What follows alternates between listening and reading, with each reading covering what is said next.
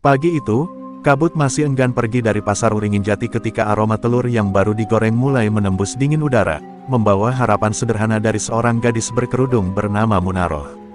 Suara desis minyak panas berpadu dengan teriakan para pedagang yang mulai membuka lapak. Munaroh berdiri di balik gerobaknya yang sederhana, cat biru mudanya sudah mulai pudar, tapi tertulis jelas di sana, telur gulung Munaroh, gurihnya bikin balik lagi.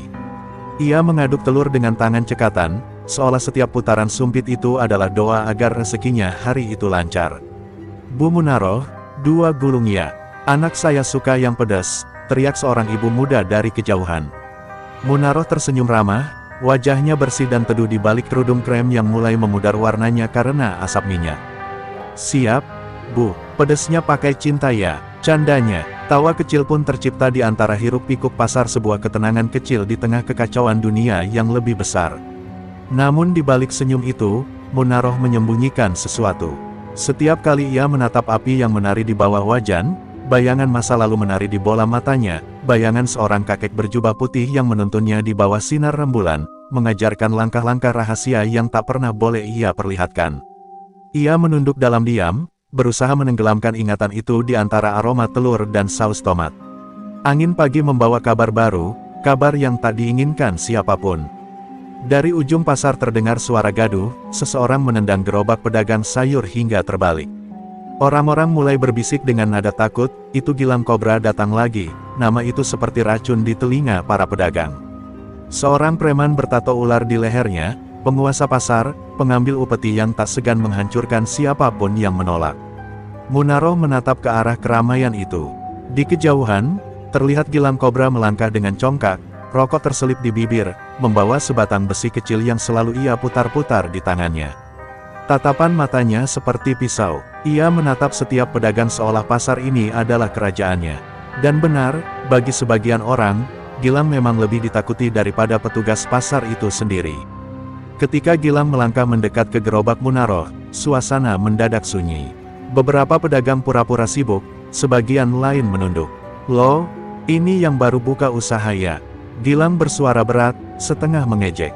Munaroh menatapnya, tidak menunduk. Sudah lama, Bang, tapi baru pindah ke sini.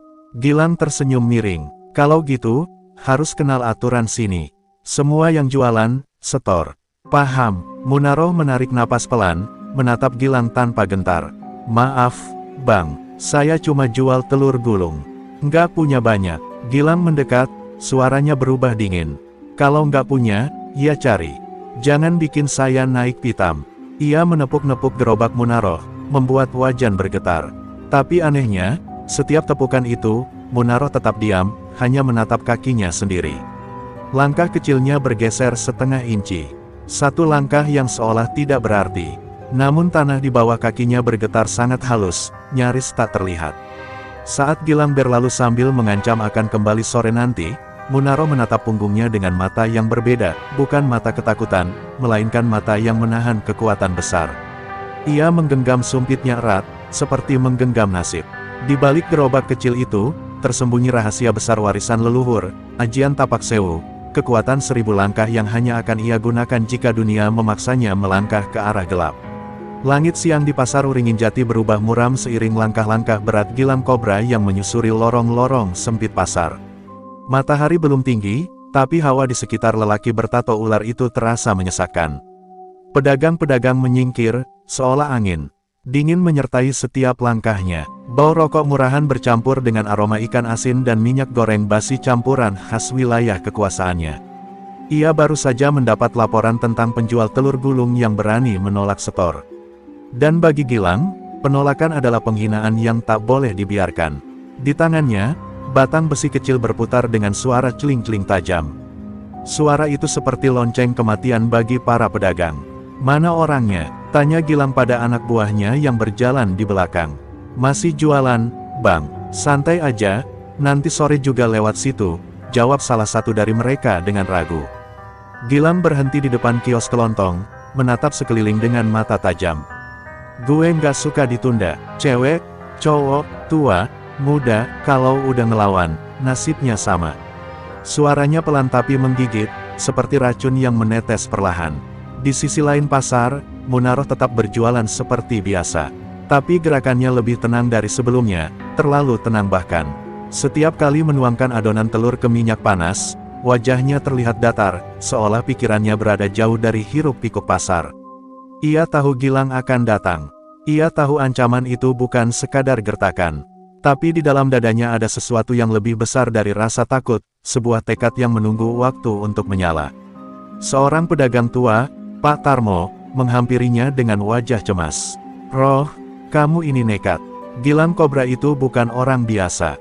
Banyak yang udah habis gara-gara dia." Munaroh tersenyum lembut. "Saya nggak cari ribut, Pak. Tapi kalau kebenaran harus dibungkam, apa gunanya jualan tiap hari?" Suaranya pelan, tapi tegas. Angin yang lewat seolah ikut membawa makna kata-katanya, mengguncang daun-daun yang bergelayut di atap seng. Menjelang sore, suasana pasar berubah tegang. Beberapa pedagang mulai menutup lapak lebih cepat. Suara seretan sandal, denting uang receh, dan gemerisik kantong plastik kini digantikan keheningan aneh. Dari ujung lorong, Gilang muncul lagi, kali ini tanpa senyum, tanpa basa-basi. Ia berjalan lurus menuju gerobak Munaroh. Semua mata tertuju pada mereka. "Nah, ini dia yang katanya berani nggak mau setor," ujarnya dengan nada dingin. Munaroh menatapnya tanpa berkata. Gilang melempar uang logam ke tanah di depan gerobaknya. "Ambil tuh, buat ganti gerobakmu yang nanti aku hancurin."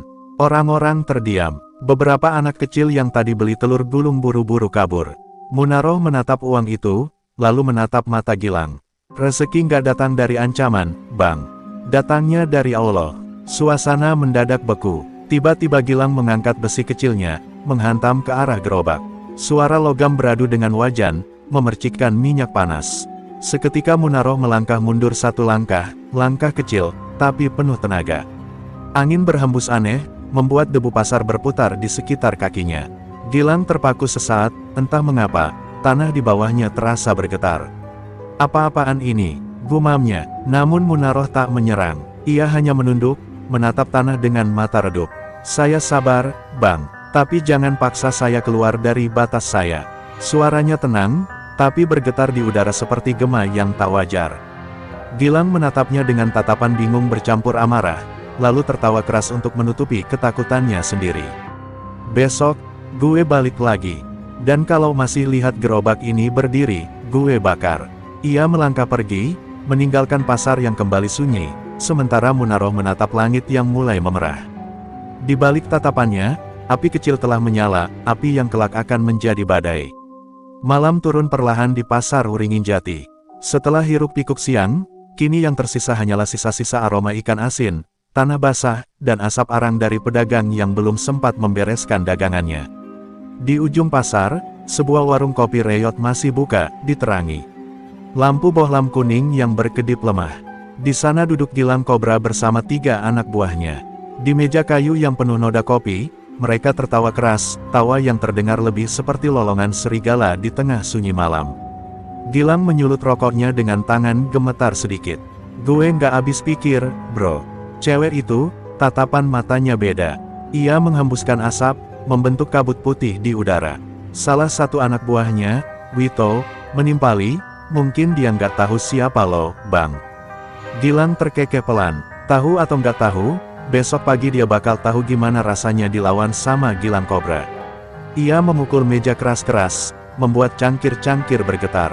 Namun di balik tawa sombongnya, ada kegelisahan yang tak mau ia akui. Ia masih bisa merasakan getaran aneh dari tanah sore tadi. Angin malam menyusup lewat celah dinding warung, membawa bau bunga melati yang samar. Tiba-tiba, dari bayangan pojok warung, muncul sosok lelaki tua mengenakan surjan hitam, rambutnya memutih seperti abu. Tidak ada yang tahu sejak kapan ia duduk di sana. Ia menatap Gilang dengan mata kelam tapi tajam, suaranya serak seperti gesekan batu. "Nak, kau bermain di tempat yang bukan milikmu." Semua yang ada di meja mendadak terdiam. Gilang menatap lelaki itu, mencoba menertawakan ketegangannya. "Siapa lo, kakek tua? Mau nyari masalah?" Lelaki itu hanya tersenyum samar. "Masalah bukan aku yang cari, tapi kau yang memanggilnya." Ia menyesap kopinya perlahan. "Perempuan yang kau ganggu itu bukan orang biasa."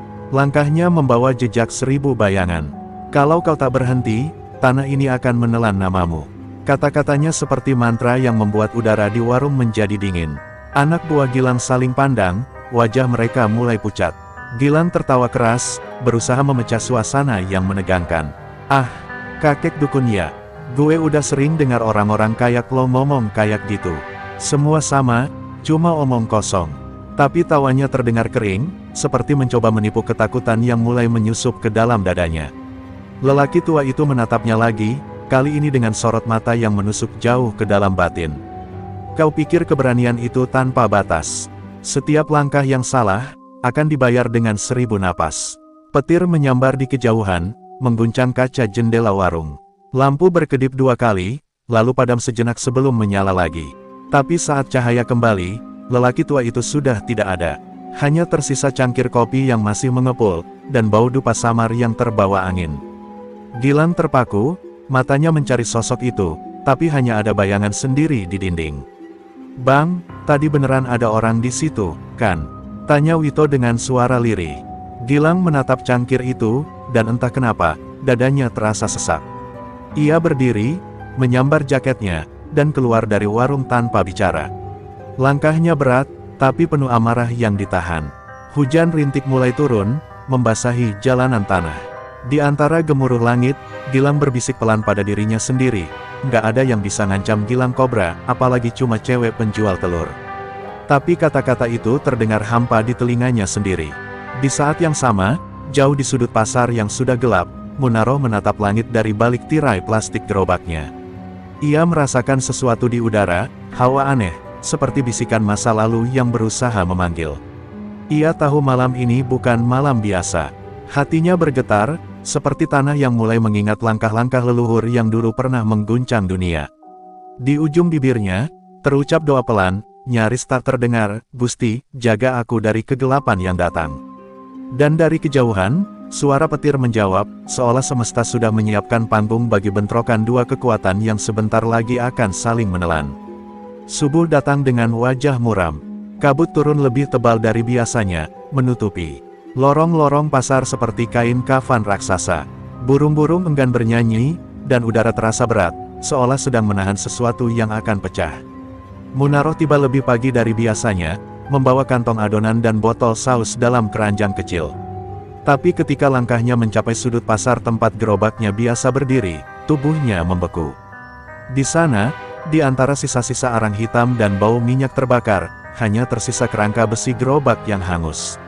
Ia menjatuhkan keranjang yang dibawanya.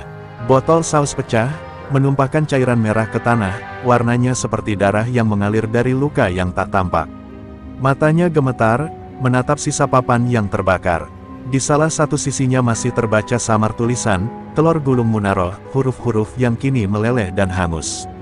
"Ya Allah," bisiknya pelan, nyaris tanpa suara. Ia berjongkok, menyentuh kayu yang masih hangat. Ujung jarinya terbakar sedikit, tapi ia tak peduli. Orang-orang mulai berdatangan, sebagian hanya menatap iba, sebagian lagi berbisik-bisik. "Itu pasti kerjaan Gilang," kata seseorang dengan nada pelan.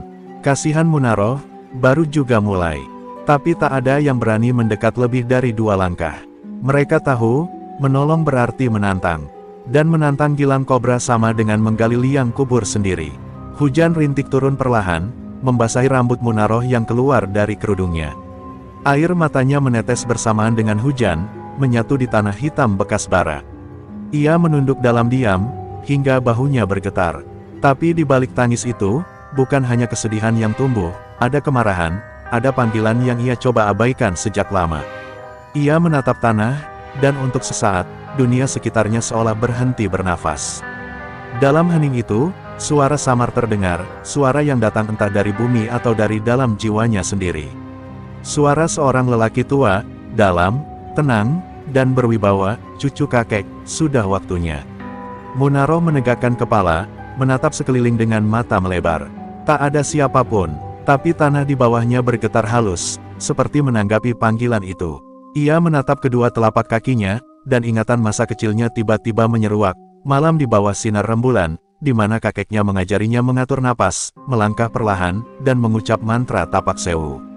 Angin bertiup kencang mendadak, sisa abu dari gerobaknya berputar di udara, membentuk pusaran kecil di sekitar Munaro.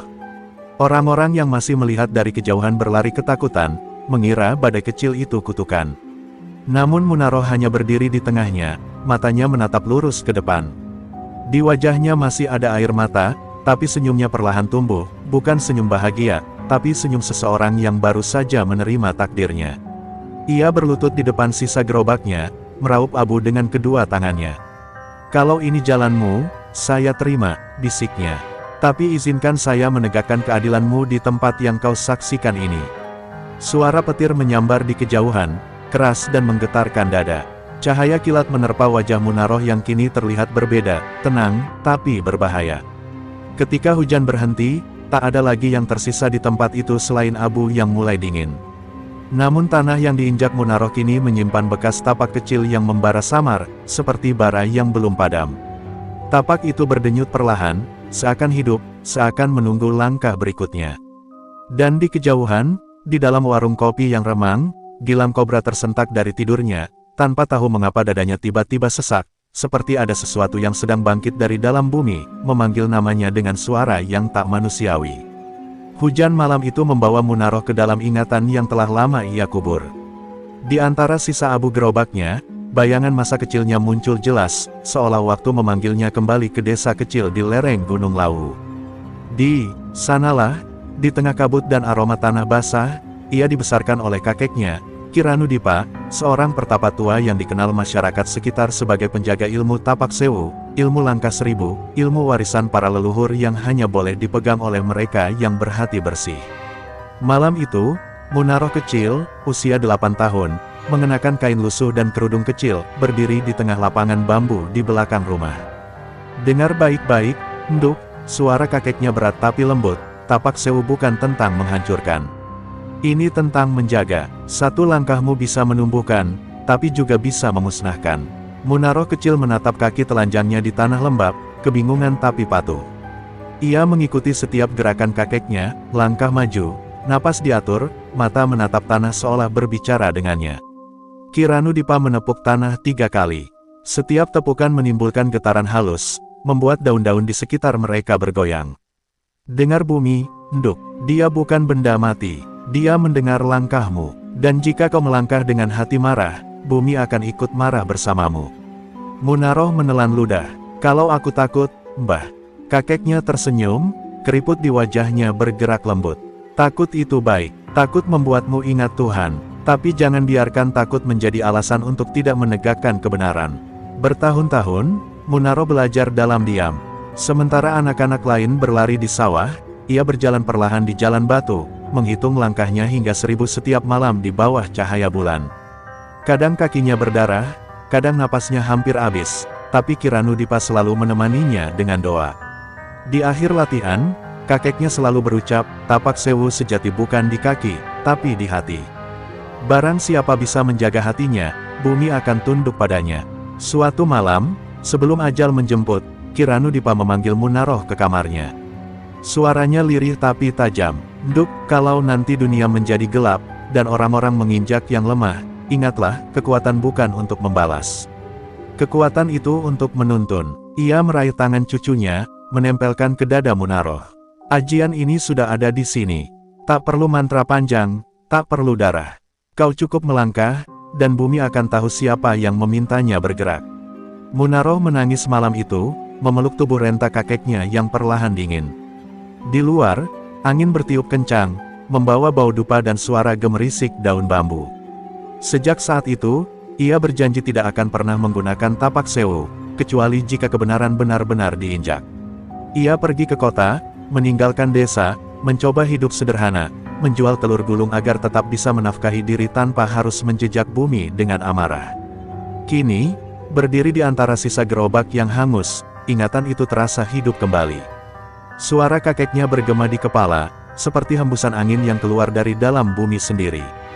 "Kalau kebenaran diinjak, Nduk, langkahmu akan jadi doa." Munaro menutup mata, menatap ke langit yang mulai terang. Di ujung bibirnya, sebuah bisikan meluncur pelan, "Bah, mungkin waktunya sudah tiba." Tanah di bawahnya berdenyut halus, seperti menyetujui. Seekor burung gagak melintas di langit, meninggalkan bayangan hitam di wajahnya. Di kejauhan, terdengar suara pasar yang mulai hidup kembali, Tapi di dalam hati Munaroh, sesuatu yang lama tertidur kini mulai membuka mata. Ia bukan lagi hanya gadis penjual telur gulung. Ia adalah pewaris langkah 1000, penjaga keseimbangan, dan malam ini, tapak Sewu akan kembali berjalan di bumi. Pagi berikutnya, langit Wringin Jati tampak pucat.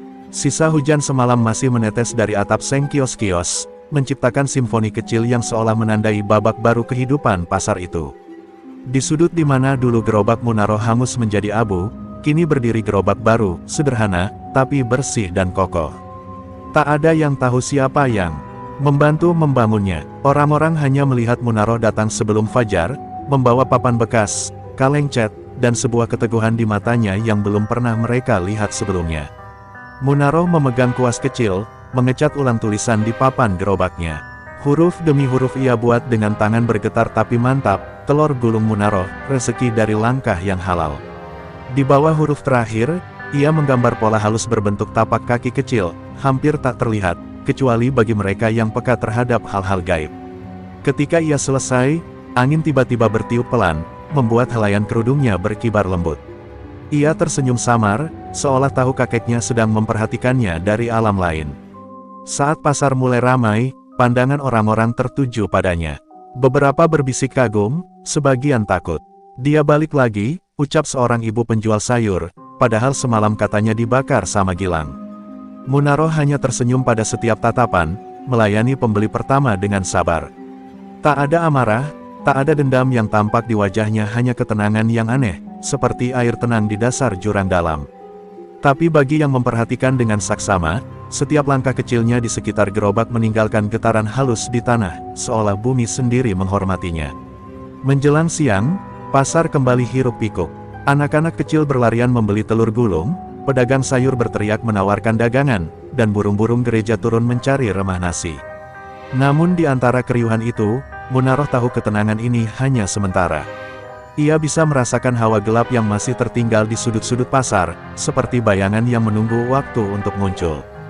Benar saja, dari kejauhan, terdengar suara sepatu menendang kaleng, disusul tawa kasar yang terlalu dikenalnya. Gilang Kobra datang, diiringi dua anak buahnya. Wajahnya masih sama congkaknya, tapi di balik itu ada kegelisahan yang tak bisa disembunyikan. Sejak malam di warung kopi itu, tidurnya tak pernah nyenyak, bayangan lelaki tua dan suara langkah 1000 selalu menghantui mimpinya. Tapi egonya menolak tunduk. Ia datang hari ini untuk membuktikan bahwa ia masih penguasa pasar.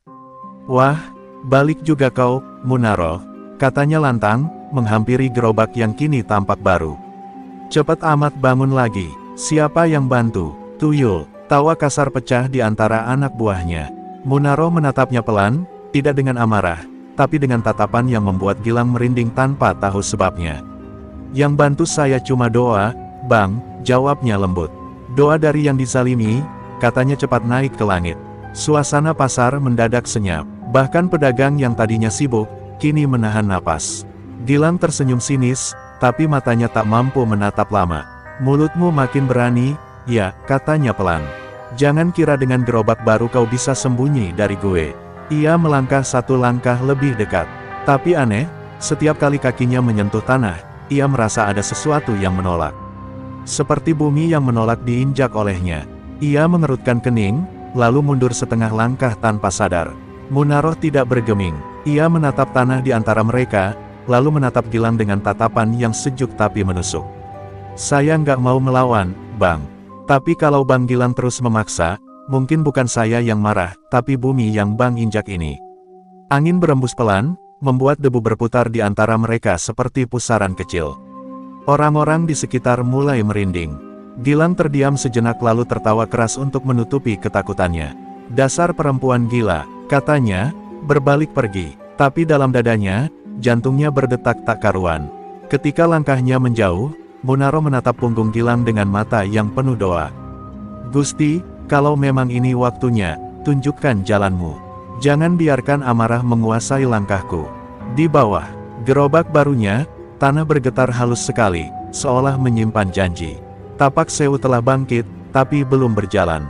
Dan pasar Wringin Jati, tanpa disadari siapapun, baru saja menjadi medan antara cahaya dan kegelapan yang akan segera pecah. Sore itu, Langit di atas pasar Uringin Jati berwarna tembaga, tanda hujan besar akan turun. Namun sebelum tetes pertama jatuh, badai lain sudah lebih dulu datang, badai yang berwujud amarah manusia. Dua anak buah Gilang, Wito dan Barjo, menyusuri lorong sempit di belakang kios rempah-rempah, tempat Munaro biasa menyimpan bahan dagangan. "Bos nyuruh kasih pelajaran," kata Wito sambil menggenggam rantai besi. Barjo tertawa, "Cuma cewek. Sekali gebuk juga roboh." Tapi langkah mereka tiba-tiba terasa berat, seperti ada yang menarik kaki dari bawah tanah. Udara di lorong itu berbeda, dingin, tapi berdenyut halus seperti hidup. Munaro sudah berdiri di ujung lorong, tubuhnya tegak di antara bayangan. Kerudungnya sedikit basah oleh keringat, tapi tatapannya tenang, dalam, dan penuh cahaya aneh yang seolah memantul dari dalam dirinya sendiri. "Kalian mau apa?" Suaranya pelan, tapi terdengar jelas di antara desir angin. Wito menyeringai, "Cuma mau nyuruh lo berhenti jualan, biar pasar ini aman."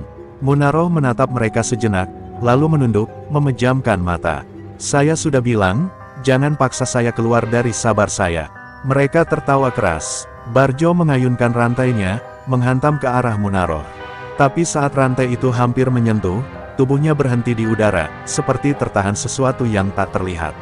Sekejap kemudian, suara langkah kaki terdengar, 1, 2, 3. Tanah bergetar lembut setiap kali Munaro melangkah. Di langkah keempat, udara di sekitar mereka berubah. Debu berputar, daun kering melayang. Wito dan Barjo terpaku, mereka merasa tubuh mereka berat, seolah ada 1000 tangan bumi yang menahan dari bawah. "Tapak Sewu bukan untuk membunuh," bisik Munaro, membuka mata perlahan. Tapi untuk menegur. Langkah kelima ia hentakkan ke tanah. Seketika, suara seperti gelegar halilintar bergema dari bawah lorong. Tanah memunculkan riak kecil, seperti ombak. Dua tubuh preman itu terlempar ke belakang, menghantam tumpukan karung beras hingga debu beterbangan. Mereka tak berdarah, tapi wajah mereka pucat, mata mereka kosong, seperti melihat sesuatu yang bukan dari dunia ini.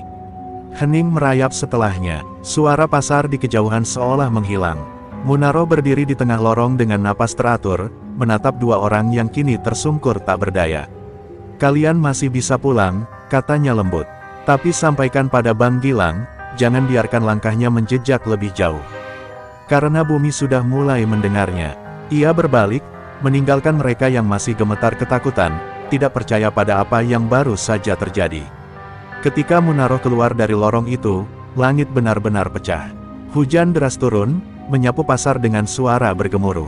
Orang-orang berlarian mencari tempat berteduh, tapi di antara suara hujan itu, ada bisik-bisik yang menyebar cepat. "Preman pasar tumbang tanpa disentuh, gadis telur gulung punya ajian." Kabar itu berlari dari satu kios ke kios lain seperti api yang menyambar jerami kering.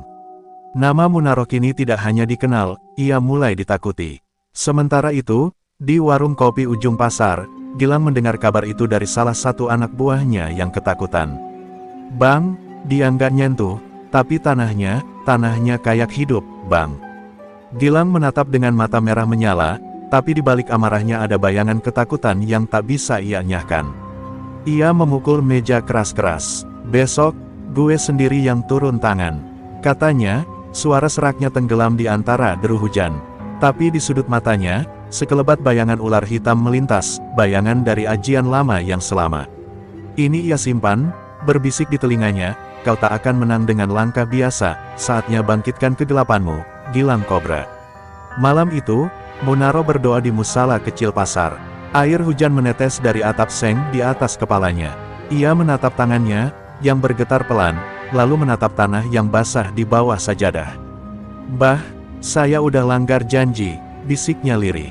"Tapi kalau ini jalan kebenaran, biar langkah ini jadi doa."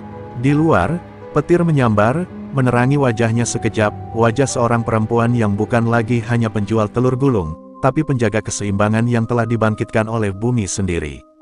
Keesokan paginya, pasar Uringin Jati bukan lagi sekadar tempat jual beli. Ia berubah menjadi panggung bagi cerita yang membesar dari bisik-bisik. Di setiap sudut, orang membicarakan satu nama dengan nada campur antara kagum dan takut Munaro. Ada yang berkata ia punya jin penjaga, ada pula yang yakin ia keturunan wali. Sementara yang lain bersumpah melihat sendiri tanah bergelombang saat ia marah. Di tengah segala gosip itu, Munaro tetap seperti biasa, menjajakan telur gulung, menyapa anak-anak kecil, dan membantu pedagang lain membenahi tenda yang roboh akibat hujan semalam. Tapi di balik senyum teduhnya, hatinya gelisah. Ia tahu badai berikutnya sedang menunggu di balik langit yang belum reda. Orang-orang mulai datang bukan untuk membeli, tapi untuk melihat. Ada yang berani meminta air bekas cuci tangan Munaro, berharap berkah. Ada pula yang diam-diam mengambil tanah di sekitar gerobaknya, katanya tanah itu bisa jadi penolak bala. Semua itu membuat Munaro merasa semakin jauh dari ketenangan. Ia bukan ingin jadi legenda, apalagi sosok yang ditakuti. Ia hanya ingin hidup tenang, menjual telur gulung, dan menjaga amanah ajian Tapak Sewu agar tak disalahgunakan. Tapi takdir sudah menuntunnya ke jalan yang berbeda, jalan yang diatur oleh sesuatu yang lebih besar dari kehendaknya. Sementara itu, Gilang Kobra mengurung diri di rumah tuanya di ujung pasar. Bau kemenyan memenuhi kamar sempitnya. Di tengah lingkaran garam, tubuhnya duduk bersila, matanya merah menyala oleh amarah dan keputusasaan. Ia telah kehilangan rasa takut, digantikan oleh bisikan lembut dari masa lalunya. Sebuah bisikan yang dulu pernah membuatnya ditakuti seluruh kota. "Bangkitkan aku, Gilang," suara itu berdesis dari kegelapan, lirih seperti desa ular. Di hadapannya, seekor ular hitam sebesar lengan menggeliat di atas permukaan tanah, lidahnya menjulur, seolah menunggu perintah. Dulu, Gilang bersumpah tak akan lagi memanggil kekuatan itu, ajian naga ireng, warisan leluhur yang menuntut tumbal darah setiap kali diaktifkan. Tapi kini harga dirinya telah diinjak. Dua anak buahnya babak belur oleh seorang gadis, dan pasar yang dulu tunduk ini berbisik namanya dengan hina. Dalam kemarahan buta, ia menggigit ujung jarinya hingga berdarah, lalu meneteskan darah itu ke kepala ular hitam. "Aku panggil kau lagi," bisiknya dengan suara berat. "Kembalikan semua yang direbut gadis itu dariku. Kembalikan pasar ini ke tangan kobra." Udara di ruangan itu berubah dingin. Lilin-lilin padam satu persatu tanpa angin. Dari lantai tanah, muncul suara gemuruh rendah, seperti napas makhluk yang terperangkap di bawah bumi. Gilang menahan napas, tapi senyum lebar tersungging di wajahnya. Tubuhnya bergetar hebat ketika bayangan hitam mulai menyelimuti kulitnya. Urat-urat di lehernya menonjol, matanya berubah pekat seperti bara, dan suaranya menjadi lebih berat, berdesis. "Munaro," katanya perlahan, "sekarang giliranku melangkah." Di pasar, Munaro tiba-tiba merasa dada kirinya sesak. Telapak kakinya bergetar, seperti merasakan langkah lain yang mencoba menandingi Tapak Sewu. Ia tahu ajian itu hidup, dan bisa merasakan keseimbangan dunia gaib terguncang. "Bang!" Gilang, gumamnya, menatap ke arah barat, di mana langit berwarna kelam keunguan. Ia tahu itu bukan sekadar hujan. Itu pertanda benturan kekuatan akan segera terjadi, antara tanah dan racun, antara langkah cahaya dan jelmaan kegelapan. Menjelang malam, Munaro menutup gerobaknya lebih awal. Ia berjalan perlahan menuju surau tua di pinggir sungai, tempat ia dulu belajar mengaji. Di sana ia duduk bersimpuh, menatap air sungai yang mengalir deras. "Ya Allah, jika ini ujianmu, kuatkan langkah hamba," doanya pelan. Cahaya rembulan jatuh di wajahnya, menampakkan kilau lembut di matanya. Tapi di balik cahaya itu, bayangan besar menjalar di air sungai, bayangan seekor ular hitam yang bergerak mendekat dari arah pasar. Malam itu, Wringin Jati tertidur dengan gelisah. Di antara suara jangkrik dan desau angin, ada dua kekuatan yang mulai berjalan menuju satu titik. Satu langkah menyala lembut di tanah, satunya lagi meninggalkan jejak racun di udara. Dan di tengah keduanya, hanya bumi yang tahu, siapa yang sebenarnya lebih layak menjejak di atasnya. Malam merayap pelan di atas pasar Wringin Jati. Hujan sudah reda, tapi udara masih lembab, dan kabut tipis menggantung di setiap lorong. Di kejauhan, gonggongan anjing menggema lalu terhenti tiba-tiba, seperti ada sesuatu yang membuat makhluk itu bungkam ketakutan.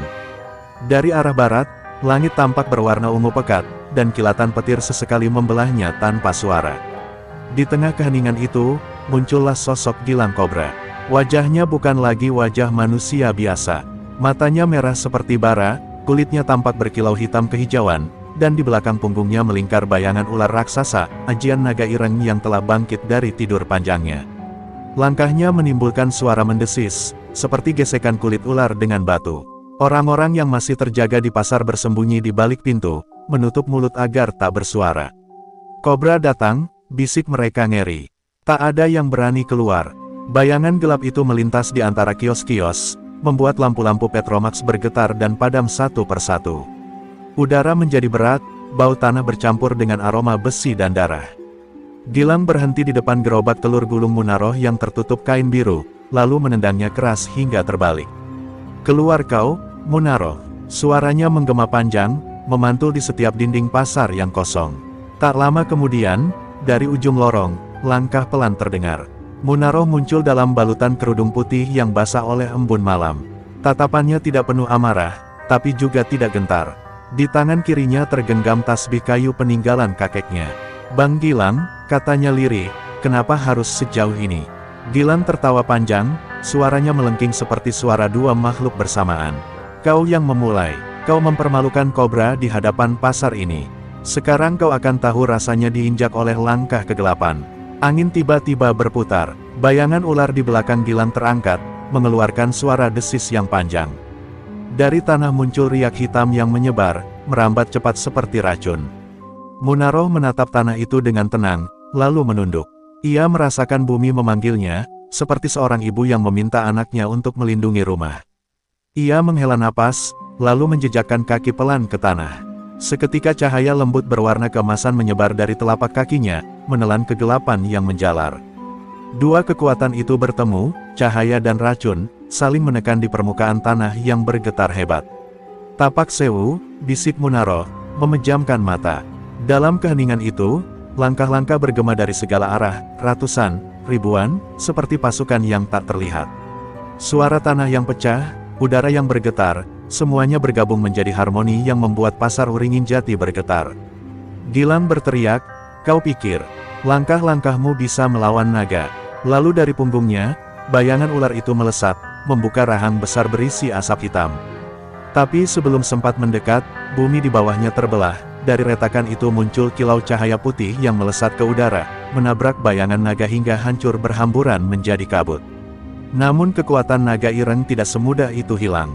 Dari kabut hitam yang pecah, muncul belasan ekor ular kecil, melata di tanah dan mengelilingi Munaroh.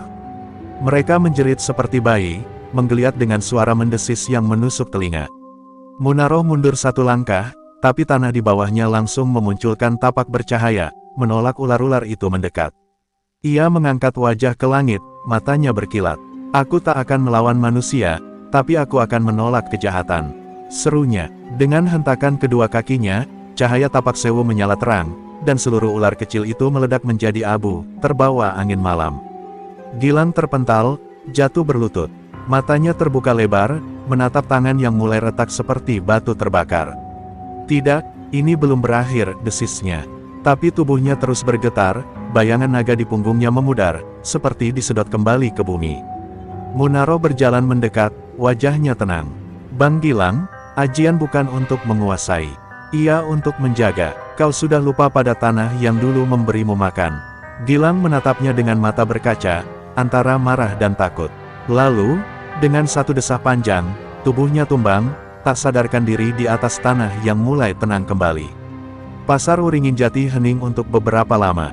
Angin berhenti, kabut sirna. Munaroh berdiri di tengah puing dan tanah retak, menatap ke langit yang mulai menampakkan cahaya bintang. "Mungkin ini baru awalnya," gumamnya pelan. Di bawah tanah, samar-samar, terdengar suara halus seperti napas panjang, bumi yang beristirahat setelah pertarungan panjang antara dua ajian tua yang kembali bertemu di zaman yang tak lagi mengenal kesaktian. Dan di atas semuanya, nama Munaroh kini bukan hanya legenda, tapi pelindung yang lahir dari rahim tanah Uringin Jati itu sendiri. Fajar menembus sisa kabut malam di atas pasar Uringin Jati. Hujan telah berhenti, tapi aroma tanah basah masih melekat kuat di udara.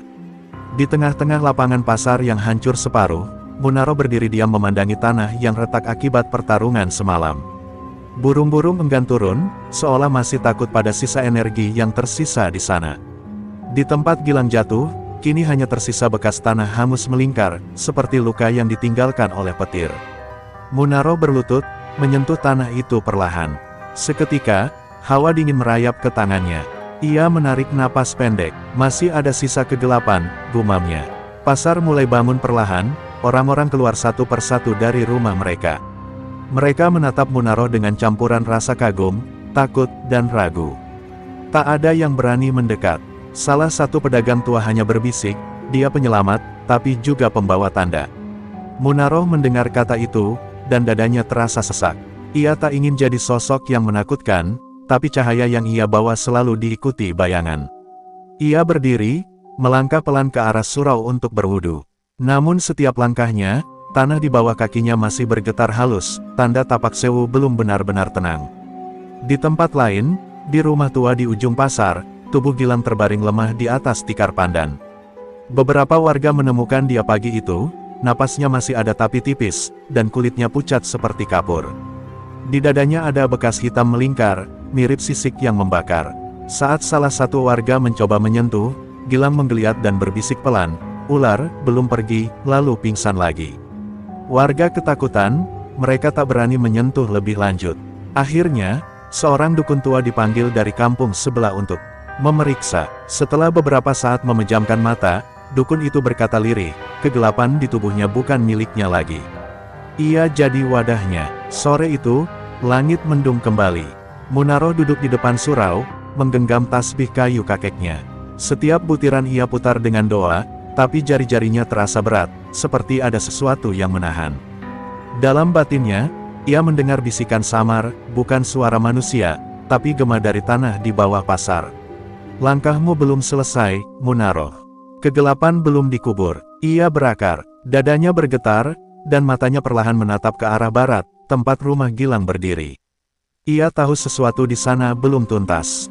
Malam itu, saat seluruh pasar tertidur, angin dingin bertiup dari arah rumah Gilang. Lampu-lampu minyak padam satu persatu.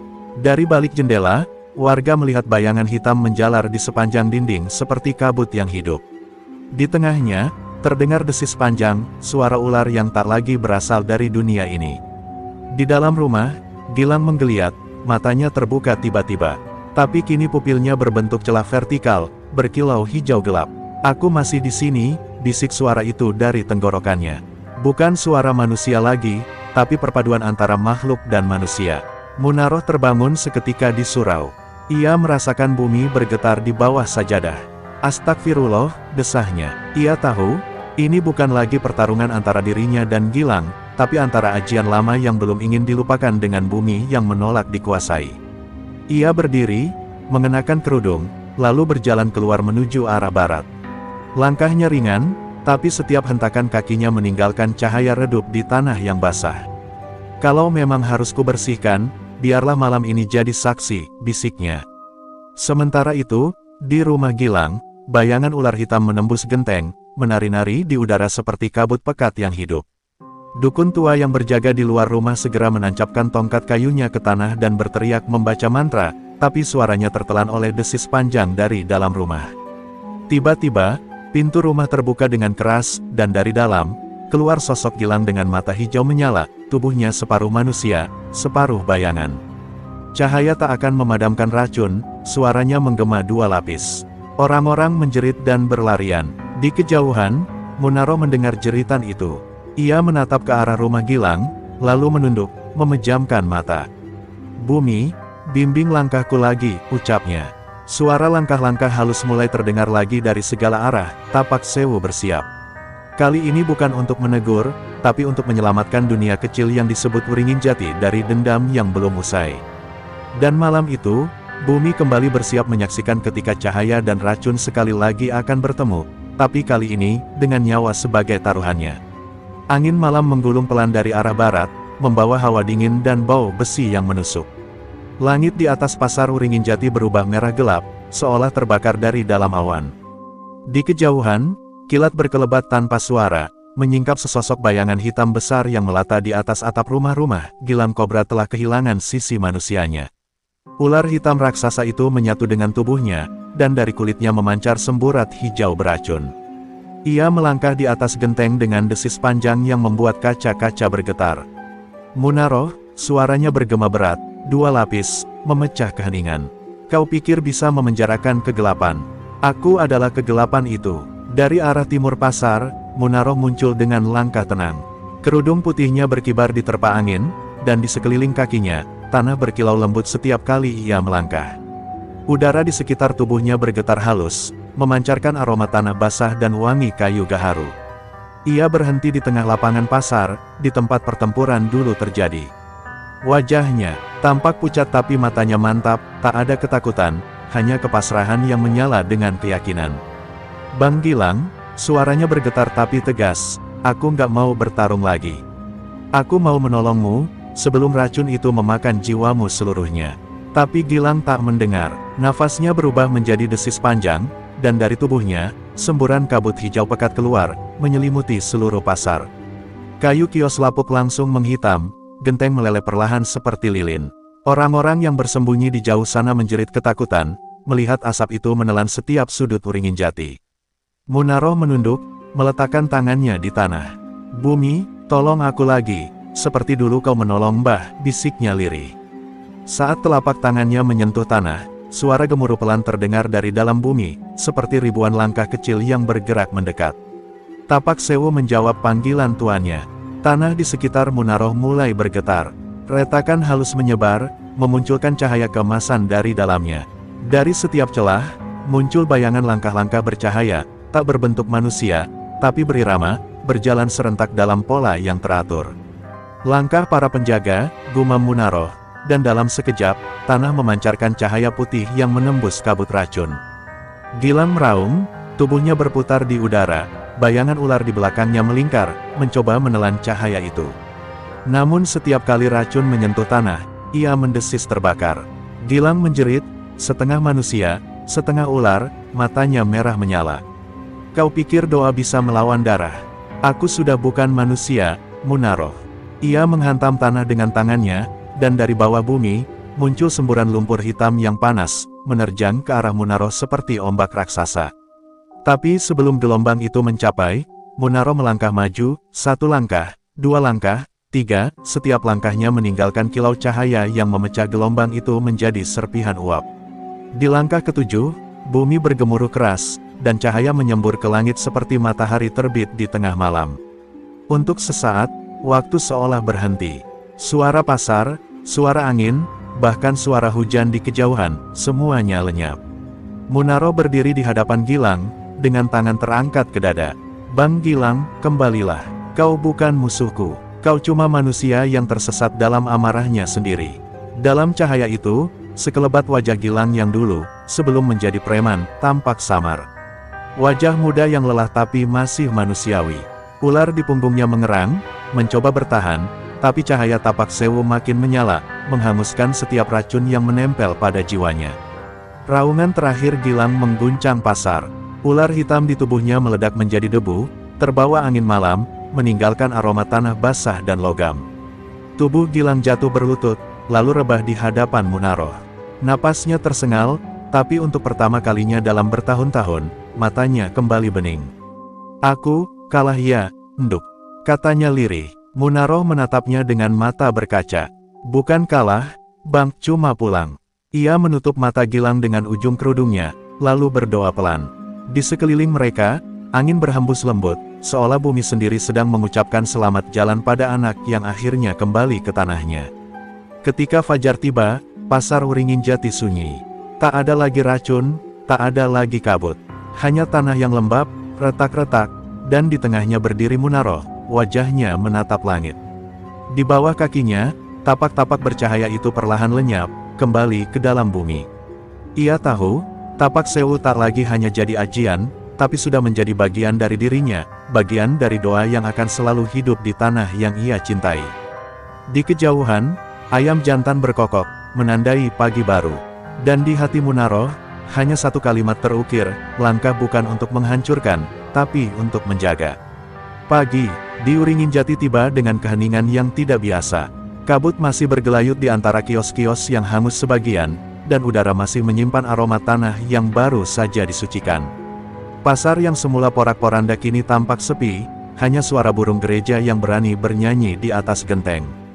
Di tengah lapangan pasar, bekas pertarungan masih tampak jelas, tanah retak, gosong, dan di sana, di titik paling dalam, tumbuh satu tunas hijau kecil. Orang-orang yang datang pagi itu tertegun, karena tanah yang semalam terbakar justru menumbuhkan kehidupan baru. "Mungkin itu tandanya bumi sudah damai," bisik seorang pedagang tua dengan mata berkaca. Munaro berdiri tak jauh dari sana, mengenakan kerudung sederhana dan wajah yang lelah. Ia tidak tidur semalaman. Setelah memakamkan Gilang di tepi sungai, dengan tangannya sendiri, ia hanya duduk di tepi pasar, menatap bintang terakhir yang perlahan hilang ditelan cahaya fajar. Kini, ketika orang-orang mulai berdatangan, ia merasa asing di tempat yang dulu menjadi dunianya. Orang-orang menatapnya dengan rasa hormat, tapi juga ketakutan yang halus. Mereka tahu siapa dia kini, penjaga pasar, pemilik langkah 1000, perempuan yang mengakhiri kegelapan. Tapi di balik semua itu, Munaro hanyalah seorang gadis yang kehilangan kedamaian sederhana yang dulu ia punya. Para pedagang berkumpul, berdoa bersama untuk keselamatan pasar. Mereka meminta Munaro berdiri di depan, memimpin doa. Ia melakukannya dengan lembut, suaranya lirih tapi bergetar oleh keikhlasan. Ya Allah, jadikan tanah ini saksi kebaikan, bukan dendam. Jadikan langkah kami rezeki, bukan kutukan. Suara angin berhembus lembut di sela doa itu, membuat daun-daun bergetar halus. Orang-orang yang hadir merasakan sesuatu yang aneh, bukan ketakutan, melainkan ketenangan yang menenangkan hati. Mereka tahu, Wringin Jati telah berubah. Pasar itu kini suci, dijaga oleh kekuatan yang tak kasat mata, namun berjiwa perempuan. Setelah doa selesai, beberapa anak kecil berlari menghampiri Munaro. "Mbak, jual telur gulung lagi?" "Iya," kata mereka polos. Munaro tersenyum, dan untuk pertama kalinya sejak malam panjang itu, matanya memancarkan kehangatan. Ia membuka gerobaknya, kini catnya sudah pudar, tapi bersih, dan mulai menyalakan minyak goreng. Suara ses dari minyak yang panas menggema lembut, membawa aroma masa lalu kembali. Orang-orang menatap dari jauh, sebagian tersenyum, sebagian menunduk, merasa haru. Pasar Wringin Jati akhirnya hidup lagi. Namun di tengah tawa kecil anak-anak itu, Munaro merasakan sesuatu yang halus di bawah kakinya, getaran kecil, lembut seperti bisikan. Ia tahu itu bukan bahaya, melainkan sapaan dari tapak Sewu, tanda bahwa ajian itu masih hidup di dalam dirinya. Tapi ia juga tahu, selama bumi masih berputar, kegelapan akan selalu mencari celah untuk kembali. Maka dalam hatinya, ia berjanji untuk tetap waspada. "Aku bukan pendekar, aku cuma penjaga," bisiknya pada dirinya sendiri. Menjelang sore, seorang kiai tua dari desa sebelah datang menghampiri pasar. Ia mendengar kisah tentang pertarungan antara Munaro dan Gilang. Setelah melihat tanah yang kini tumbuh tunas hijau, ia menatap Munaro dengan pandangan penuh takzim. "Kau menjaga tanah ini dengan langkah, Nduk," katanya pelan. "Tapi ingat, setiap langkah suci juga bisa menyesatkan bila diiringi kesombongan. Jagalah hatimu, bukan hanya tapakmu." Munaro menunduk hormat, lalu mencium tangan sang kiai. Kata-kata itu menancap di hatinya lebih dalam daripada petir atau mantra apapun. Malam turun perlahan, pasar Wringin Jati kembali tenang, hanya suara jangkrik yang menemani. Munaro menutup gerobaknya, lalu duduk di tangga surau. Ia menatap langit, melihat bintang-bintang berpendar pelan. "Bah," bisiknya lirih, "saya sudah jaga pasar ini seperti pesan Bah. Tapi kalau nanti bumi ini butuh penjaga lain, izinkan langkah ini berhenti." Angin malam mengusap wajahnya lembut, seolah menjawab doanya. Di kejauhan, tunas kecil yang tumbuh dari tanah bekas pertempuran itu mulai bersinar samar di bawah cahaya bulan. Orang-orang tak tahu, tapi di bawah tunas itu, tersimpan sisa ajian tapak Sewu, bukan lagi sebagai senjata, melainkan janji antara manusia dan bumi, bahwa selama masih ada yang berjalan dengan niat tulus, langkah itu akan selalu melindungi dunia dari kegelapan yang ingin kembali. Senja turun perlahan di atas pasar Wringin Jati. Langit berwarna jingga darah, dan bayangan-bayangan panjang dari kios yang baru dibangun tampak seperti jemari raksasa yang merayap di atas tanah. Munaro menatapnya dari kejauhan, duduk di bangku kayu di depan surau. Sudah hampir sebulan sejak pertarungan terakhir itu. Pasar mulai ramai kembali, anak-anak tertawa, dan telur gulungnya kembali laris. Tapi entah mengapa, setiap kali matahari hampir tenggelam, ia merasakan dingin aneh menjalari ujung jemarinya, seperti ada sesuatu yang menunggu dari kejauhan. Ia mencoba menepis perasaan itu dengan doa, tapi malam-malam terakhir selalu terasa lebih berat dari biasanya.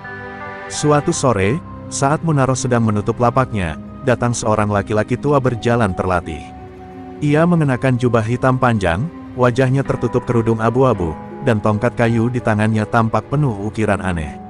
Orang-orang di pasar menatap curiga, tapi pria itu berjalan lurus ke arah Munaroh. "Kau yang disebut penjaga Wringin Jati." Suaranya berat, seperti keluar dari perut bumi. Munaroh menatapnya waspada, tapi tetap sopan.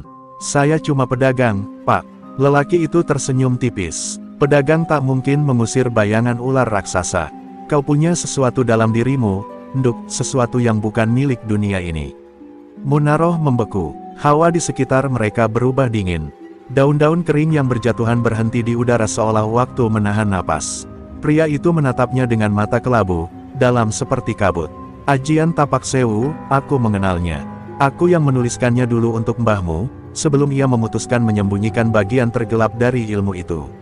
Suara lelaki itu membuat darah Munaroh berdesir. "Bagian tergelap?" tanyanya pelan. Lelaki itu mengangguk, lalu mengetuk tanah dengan tongkatnya. "Ajian itu punya dua tapak, Nak. Tapak cahaya dan tapak bayang. Kau sudah hidup dengan yang pertama, tapi aku bisa mencium yang kedua mulai bangkit di bawah pasar ini." Tanah tiba-tiba bergetar halus. Beberapa genteng di sekitar berderak, dan seekor burung gagak terbang panik di langit. Munaroh menelan ludah. Ia ingat tunas kecil yang tumbuh di bekas pertempuran gilang kobra, tunas yang kini sudah setinggi lutut. "Apa maksudnya, Pak?" Lelaki itu menatap tunas di kejauhan.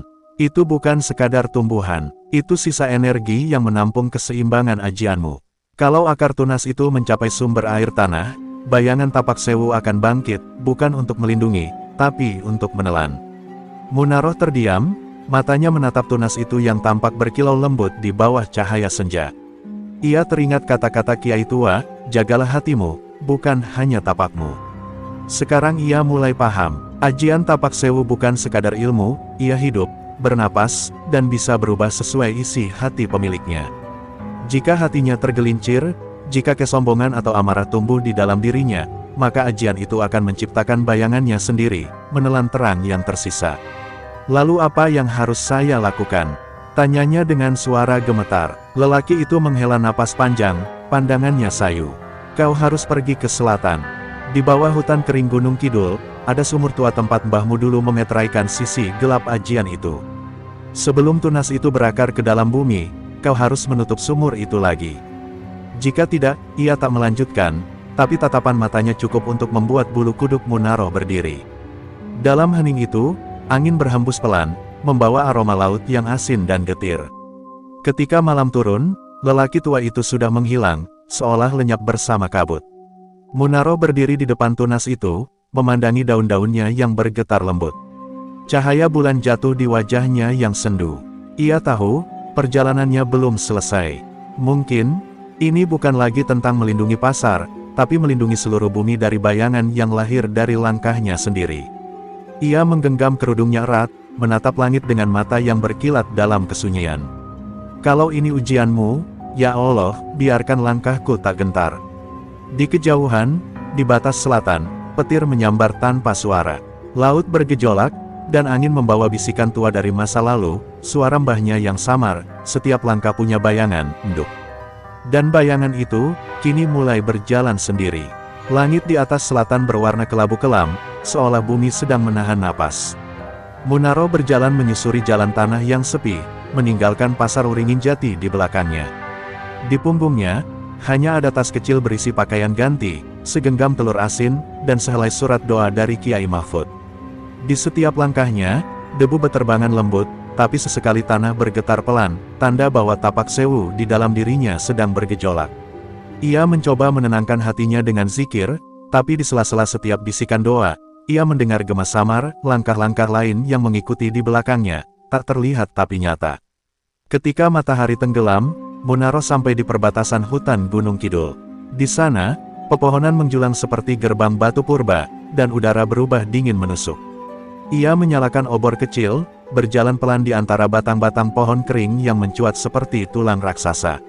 Burung-burung malam bersuara aneh, seperti melantunkan doa kesedihan.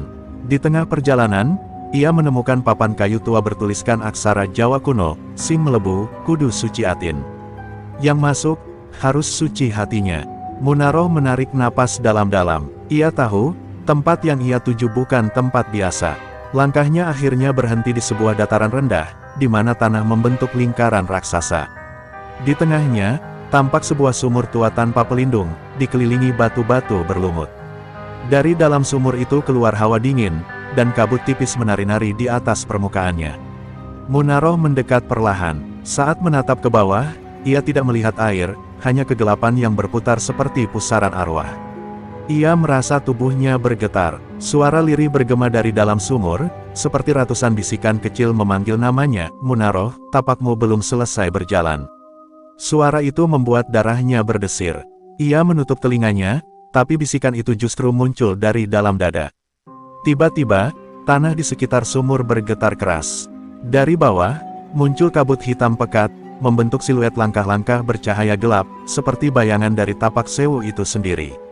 Setiap langkah yang muncul membawa gema, seolah mencemooh langkah Munaroh yang dulu digunakan untuk menolong. Ia menatapnya dengan mata berkaca. "Kalau kau memang bayanganku, jangan sembunyi di balik gelap. Tunjukkan dirimu," serunya dengan suara bergetar. Kabut itu menyatu, membentuk sosok perempuan berjilbab hitam. Wajahnya mirip Munaroh, tapi matanya merah seperti bara. "Aku adalah langkahmu yang tak kau akui," kata sosok itu dengan suara dingin. "Langkah yang kau ambil karena amarah, bukan karena kasih.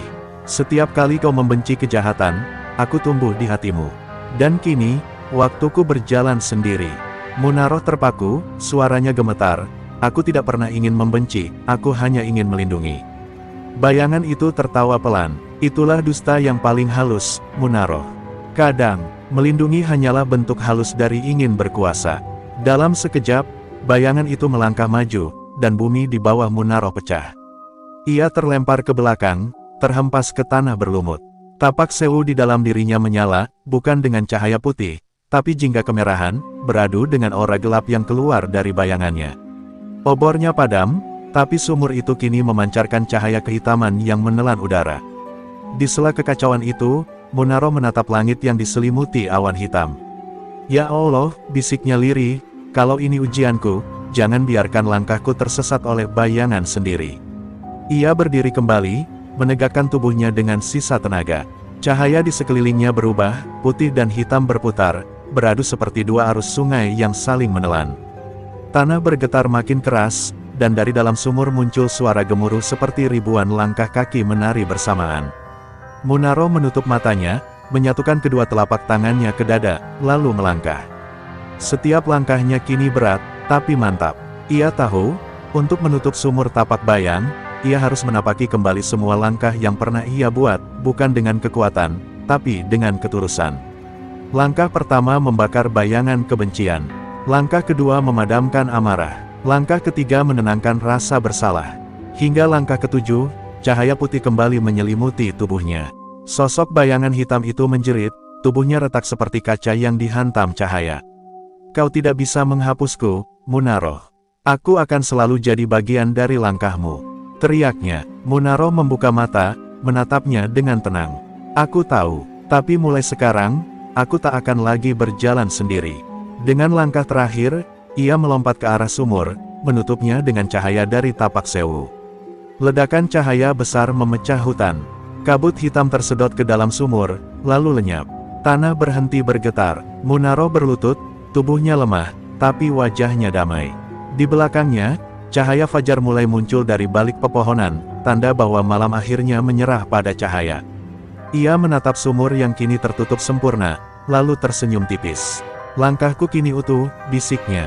Di kejauhan, suara azan subuh bergema lembut dari desa, seolah menyambut kelahiran kembali seorang penjaga, bukan hanya pasar, tapi keseimbangan bumi itu sendiri.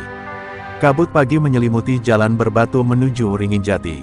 Di tengah sunyi itu, langkah kaki terdengar pelan namun pasti, langkah seorang perempuan berkerudung putih yang kini menampakkan aura tenang namun tak terlukiskan.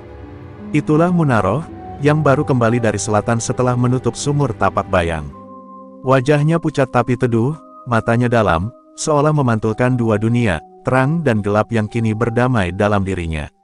Di pundaknya masih tersampir tas kecil yang sama, tapi langkahnya berbeda, ringan, seperti bumi sendiri mengiringinya pulang. Saat ia tiba di tepi pasar, suasana Ringinjati tampak damai. Anak-anak berlari di antara kios baru, para pedagang bersenda gurau, dan aroma minyak goreng serta sambal kacang memenuhi udara. Semua tampak normal, tapi Munaro merasakan sesuatu yang aneh di bawah kakinya. Getaran halus, bukan seperti dulu, tapi seperti bisikan yang lembut, menggoda. Ia menatap tanah itu lama-lama, lalu tersenyum tipis. "Aku tahu kau masih di situ," bisiknya lirih, "tapi sekarang aku tak takut. Karena aku sudah belajar, setiap bayangan hanya bisa hidup kalau terang berhenti berjalan." Orang-orang segera menyadari kedatangannya. Beberapa pedagang menghampiri, membawa bunga dan air doa. "Mbak Munaro, pasar aman lagi," kata seorang ibu parubaya sambil menitikkan air mata. "Sejak sampean pergi, kami terus mendoakan. Tak ada lagi yang berani ganggu. Tapi, kadang kami dengar langkah-langkah malam di sekitar surau. Kami kira itu sampean." Munaro menatapnya dengan lembut. "Mungkin itu langkah mereka yang ikut menjaga," jawabnya pelan. Dalam hati, ia tahu, jejak tapak Sewu tak sepenuhnya padam, sebagian telah menitis ke tanah pasar, menjadi pelindung yang sunyi. Hari-hari berlalu, Munaro kembali berjualan telur gulung di sudut pasar, seperti dulu. Tapi setiap sore, ia duduk di tangga surau, mengajari anak-anak mengaji dan bercerita tentang kebaikan. Orang-orang mulai menyebutnya, Mbak Tapak Cahaya, gelar yang ia terima dengan rendah hati. Di antara anak-anak itu, ada seorang bocah laki-laki berumur 7 tahun bernama Rehan, yang selalu memperhatikan langkah Munaro saat berjalan. "Mbak, kenapa tiap jalan tanahnya bergetar lembut?" tanyanya polos. Munaro tersenyum, "Karena bumi suka kalau kita melangkah dengan niat baik, Le." Dia jawab dengan caranya sendiri. Namun kedamaian itu tidak tanpa ujian. Suatu malam, ketika pasar sepi dan hujan turun deras, Munaro mendengar suara langkah kaki di luar surau. Ia keluar, membawa lentera, dan melihat jejak kaki bercahaya samar di tanah basah, bukan langkahnya, tapi langkah kecil, seperti milik anak-anak. Jejak itu membentuk pola melingkar, lalu berhenti di depan kiosnya. Di sana, telur-telur gulungnya bergetar sendiri, dan satu persatu pecah, mengeluarkan cahaya kecil seperti kunang-kunang yang terbang ke langit. Munaro hanya bisa menatap terharu. Ia tahu, itu bukan pertanda buruk, tapi pesan dari Tapak Sewu. Ajian itu kini menjadi penjaga yang tak kasat mata, hidup dalam setiap niat baik yang dilangkahkan di pasar itu. Keesokan paginya, Kiai Mahfud datang menemui Munaro. Wajahnya teduh, namun matanya menyimpan rasa takjub. "Aku dengar bumi berbicara lagi semalam," katanya perlahan. "Kau sudah menyatukan dua tapak, nduk terang dan bayang. Tapi ingat, selama dunia masih berputar, langkah itu akan terus diwariskan. Suatu hari nanti, mungkin bukan kau yang melangkah, tapi mereka yang menapak di bawah sinarmu." Munaro menunduk dalam-dalam. Ia mengerti, Tapak Sewu kini bukan lagi ajian warisan, melainkan amanah yang hidup melalui langkah manusia. Sore itu, matahari tenggelam dengan warna keemasan yang hangat. Munaro berdiri di tengah pasar, menatap langit yang berubah jingga. Di sekelilingnya, anak-anak bermain, pedagang tertawa, dan bumi terasa damai. Ia melangkah perlahan, dan setiap langkahnya meninggalkan kilau cahaya yang lembut di tanah, bukan menyilaukan, hanya menenangkan. Orang-orang yang melihat berbisik haru, sementara angin berhembus membawa aroma telur gulung yang akrab. Wringin Jati, akhirnya, benar-benar hidup kembali. Malam datang, dan bintang-bintang bermunculan. Di tengah langit, satu bintang berkilau lebih terang dari yang lain, seolah menandai sesuatu. Munaro tersenyum, menatapnya sambil berbisik, "Terima kasih, Mbah. Tapak Sewu sudah bukan lagi ilmu untuk bertarung, tapi untuk berjalan menuju cahaya." Ia lalu menutup matanya, mendengarkan suara tanah yang berbisik lembut di bawah kakinya. Di antara hembusan angin malam, terdengar gema langkah, bukan hanya satu, tapi 1000. Tapak Sewu kini bukan ajian, melainkan doa yang terus hidup dalam setiap hati yang berjalan dengan niat suci. Fajar merekah di ufuk timur, mengusap lembut pasar Wringin Jati yang diselimuti embun. Burung-burung kecil beterbangan dari atap kios ke surau, seolah sedang membawa kabar gembira ke langit. Di tengah lapangan pasar, Munaro berdiri menatap tunas hijau yang dulu tumbuh dari tanah pertempuran, kini telah menjadi pohon besar dengan daun keperakan yang berkilau diterpa cahaya pagi. Akar-akarnya menjalar lembut, membentuk pola seperti telapak kaki yang saling bersinggungan. Ia tahu, itulah simbol persatuan tapak cahaya dan tapak bayang, keseimbangan yang kini menjaga bumi ini. Orang-orang mulai datang, membawa bunga dan air doa. Mereka menyebut pohon itu pohon langkah hidup. Tiap Jumat pagi, mereka berkumpul di bawahnya, berdoa bersama, dan mengingat kisah Munaroh sang penjaga. Tapi Munaroh selalu menolak disebut pahlawan. "Saya cuma pedagang, bukan pendekar," katanya setiap kali orang memujinya. Namun dalam hati kecilnya, ia tahu, bukan kekuatan atau keberanian yang membuat Tapak Sewu hidup kembali, melainkan ketulusan untuk menjaga, bukan menguasai. Suatu sore, ketika matahari mulai condong ke barat, seorang bocah kecil berlari menghampiri Munaroh. Ia membawa sebatang ranting kecil yang patah dari pohon langka hidup. "Mbak, ini jatuh. Aku simpen buat Mbak," katanya polos. Munaroh tersenyum, menerima ranting itu dengan hati-hati. Tapi begitu ranting itu disentuh, kilau lembut muncul dari dalamnya, menembus telapak tangan Munaroh. Bocah itu terkejut, tapi Munaroh hanya tersenyum. "Nduk, ini tandanya langkahmu sudah dititipkan bumi." Suara itu terdengar di telinganya, suara mbahnya, lembut, seperti datang dari dalam angin. Malam itu, Munaroh duduk di tangga surau sambil memandangi langit. Lentera di sebelahnya berayun pelan, ditiup angin lembut. Ia menatap bintang paling terang, bintang yang sejak dulu selalu muncul di atas Wringin Jati. Dalam diam, ia teringat semua perjalanan, dari gadis penjual telur gulung yang takut menghadapi preman, hingga menjadi penjaga bumi yang menutup sumur kegelapan. "Kalau semua ini hanya mimpi," gumamnya, "biarlah aku terus bermimpi di tanah ini." Ia memejamkan mata, dan tanah di bawahnya bergetar lembut, bukan mengancam, tapi seolah berterima kasih. Hari berganti minggu, minggu berganti bulan. Munaroh semakin jarang terlihat di pasar. Orang-orang bilang ia lebih sering berdiam di surau, mengajar anak-anak dan menulis doa-doa di kertas yang ia kubur di bawah pohon besar itu. Suatu pagi, saat fajar datang terlalu tenang, orang-orang mencari Munaroh. Gerobak telur gulungnya masih di tempat, minyak gorengnya masih hangat, tapi sang pemiliknya tidak ada.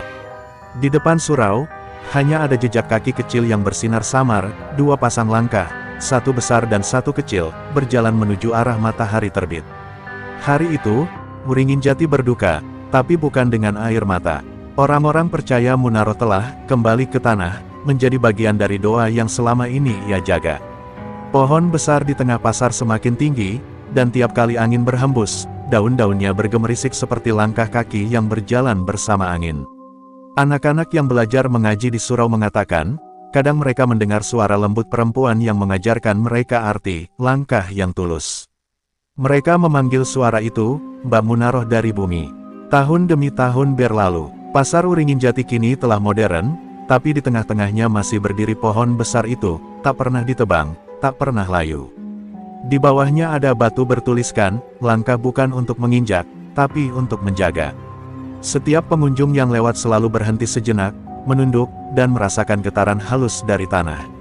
Kadang, di malam tertentu, tanah itu bergetar lembut, seperti suara langkah 1000 yang berjalan dalam damai. Dan di atas langit Wringin Jati, bintang paling terang selalu bersinar lebih lama dari yang lain, bintang yang dipercaya sebagai cahaya Munaroh, sang penjaga yang tak pernah benar-benar pergi.